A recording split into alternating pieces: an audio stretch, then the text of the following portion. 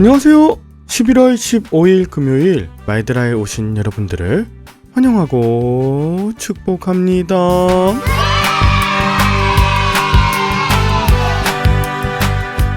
오늘부터는 욥기에 대해서 묵상합니다. 우리는 욥기 1장과 2장 그리고 마지막 42장의 내용은 익숙하게 기억하지만 사실 욥기의 주된 내용은 욥과 세 친구들의 대화, 그 이후에 욥이 깨닫고 변화되는 이것에 달려 있습니다. 우리는 욥이 당했던 고난과 그의 가문이 완전히 멸망하고 자녀들이 죽었다가 마지막에 그것이 배가 되고 자녀들도 새로 다 주셨다는 것에만 집중하지만 하나님이 우리에게 말씀하시는 건 그 이상이거든요. 오늘부터 욥기 함께 묵상하는 중에 하나님께서 저와 여러분들에게 순간순간 하나님의 지혜를 주시고 모든 어려움과 고통의 순간 중에도 하나님의 뜻을 분별할 수 있게 되는 그런 저와 여러분들 되시길 바라며 오늘의 마인드라를 힘차게 시작해 보도록 하겠습니다. 자, 출발!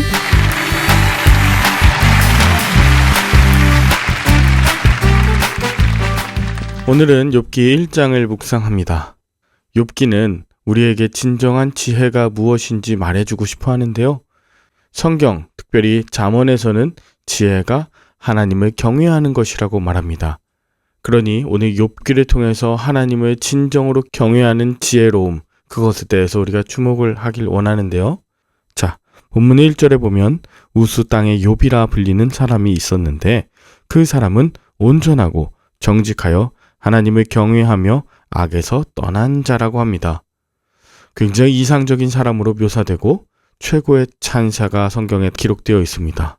그리고 2절, 그에게 아들 7과 딸 3이 있었는데 이건 역시 그의 온전함의 대가처럼 보여요. 그리고 3절부터 나오는 그의 부요함과 창대함은 욥의 신앙에 어울리는 축복으로 간주될 만합니다. 게다가 4절과 5절에 보면 욥은 잔치가 끝난 후 혹시 하나님을 욕되게 할 만한 일을 했을지 몰라 자녀들의 명수대로 번제를 드렸습니다. 게다가 5절 마지막에 욥의 행위가 항상 이러했다고 말하면서 하나님이 잘하면 복을 주시는 분이고 또 불순종하면 혼을 내시는 분, 이러한 사고가 바로 욥이 이해하는 하나님이었습니다. 자, 그런데 욥이 알 수 없는 세계가 6절부터 나옵니다.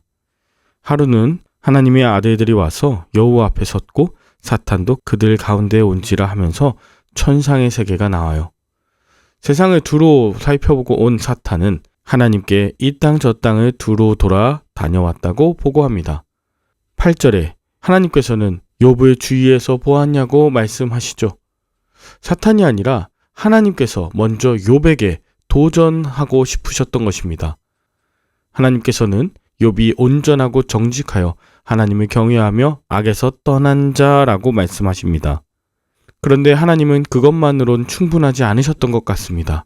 9절에 사탄이 까닭 없이 하나님을 경외할 리 없고 하나님이 복을 주셨기 때문에 저렇게 잘하는 것일 뿐 만약 그가 누리고 있는 모든 것을 걷어가시면 하나님을 향한 태도가 바뀔 것이라고 합니다. 이건 우리한테도 던져지는 질문이에요. 하나님께서 우리의 신앙의 이유이신가? 아니면 하나님이 베푸시는 복, 그것 때문에 우리가 하나님을 믿는가? 하나님은 까닭 없는 경외함, 그것이 욥의 신앙이라고 확신하시면서 11절, 이제 주의 손을 펴서 그의 모든 소유물을 치소서라는 사탄의 제안을 받아들이십니다. 다만 12절, 소유물에는 손을 대도 그의 몸에는 손을 대지 말라고 말씀하십니다. 그러니까 지금 욥의 고난의 배후에는 하나님이 계신 거예요. 이것은 단지 사탄과의 게임에 욥이 희생되는 것이 아니라 고난을 통해서 욥이 많은 것을 잃게 되지만 하나님께서는 꼭 그에게 주고 싶으신 것이 있으셨던 것입니다. 그것이 물질, 가족, 건강, 그것이 아니라 하나님에 관한 지혜였던 것이죠. 사탄은 모르고 하나님만 아시는 그 고난의 허락하심이 있습니다. 까닭 없이 하나님을 경외할 리 없다는 사탄의 말에 우리도 자유로울 수 있을까요? 여러분과 제가 아는 하나님은 어디서 배운 하나님이며 어떻게 믿음이 형성되었나요? 내가 설명하지 못하는 고난, 예기치 않은 사건을 통해서 어쩌면 하나님께서는 하나님을 이해하는 지혜, 하나님을 경외하는 놀라운 믿음을 갖게 하고 싶으신 것은 아니었을까요? 계속해서 13절부터 사탄은 하나님의 허락을 받아 욥을 둘러싼 감사의 조건들, 즉 그에게 있던 복을 하나씩 제거하기 시작합니다. 13절에 하루는 욥의 자녀들이 그 마다들의 집에서 음식을 먹으며 포도주를 마실 때였습니다. 처음에는 15절, 스바 사람들이 칼로 종들을 죽이고 소와 나귀를 탈취해 갔다 합니다. 그런데 이 충격이 극복될 겨를도 없이 다른 재난의 소식이 들려와요. 16절에 하나님의 불이 하늘에서 떨어져서 양과 종들을 살랐다는 것입니다. 17절엔 갈대아 사람이 찾아옵니다. 낙타와 종들이 그들의 칼에 쓰러졌다고요. 이때만 해도 욥의 반응은 전혀 나오지 않았습니다. 그런데 18절, 큰 바람이 불어 집에 무너져 잔치에 참여하고 있던 욥의 아들들을 덮쳐 모두 죽었다 합니다. 욥은 정신을 차릴 겨를도 없이 또 다른 비극을 접해야 했고 결국 모든 자식들까지 죽었다는 비보를 들어야만 했습니다. 그가 하나님께 감사했던 모든 조건들이 마치 손에서 모래가 빠져나가듯 순식간에 사라졌습니다. 이것은 완벽한 재난이에요. 다만 그 어떤 것도 욥에게 원인이 있지 않았습니다. 욥은 여전히 온전하고 정직한 사람입니다. 그런데도 고난이 닥쳤어요. 아직 아무도 그 뜻을 모릅니다. 천상의 세계를 알 수 없는 우리는 아직도 하나님께서 왜 사탄에게 그런 고난을 허락하셨는지 모릅니다. 자, 이렇게 아들들이 죽었다는 소식에 20절, 욥은 참지 못하고 고통을 토로합니다. 겉옷을 찢고 머리털을 밀고 땅에 엎드려 하나님을 예배합니다.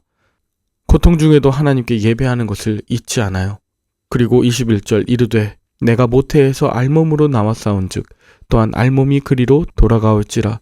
주시니도 여호와시오 거두시니도 여호와시오니 여호와의 이름이 찬송을 받으시지니이다. 자식을 한 번에 다 잃은 상황에서 찬양이라니 도무지 어울리지 않죠. 다만 욥은 이 모든 일의 배후에 하나님이 계심을 분명히 고백하고 있습니다.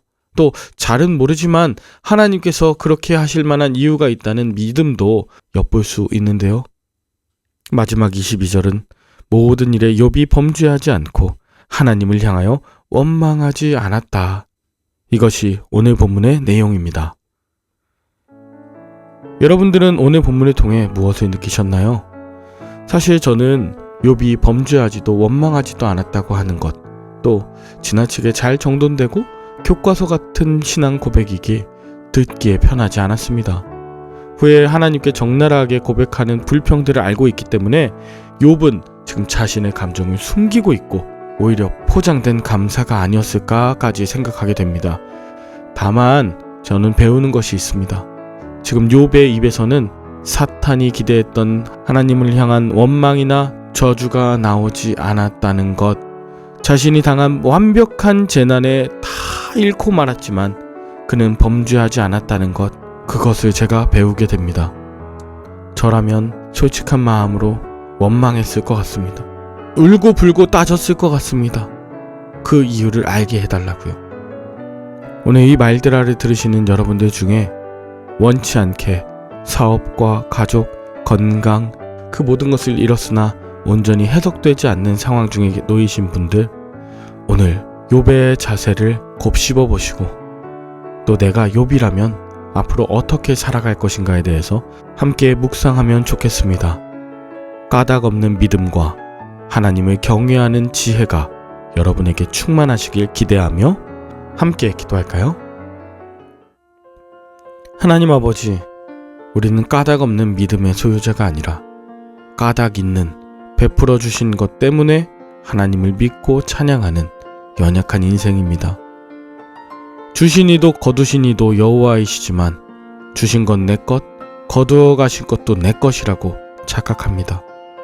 나는 의롭게 살려고 했지만 자녀들에게는 그 모든 것을 통해서 잔치하며 즐길 수 있도록 허락할 뿐 내 신앙을 온전히 물려주는 일에 최선을 다하고 있는가?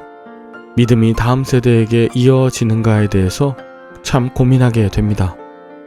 우리의 연약함과 우리의 부족함을 아시는 주님께서 극도의 고난을 당하는 순간에도 사람을 향하여 원망하고 하나님을 향하여 저주하지 않는 입술을 허락하여 주시옵소서. 주신 이도 거두신 이도 하나님이심을 고백하는 우리의 마지막 입술들 되길 원하며 예수 그리스도의 이름으로 기도 올리옵나이다. 아멘.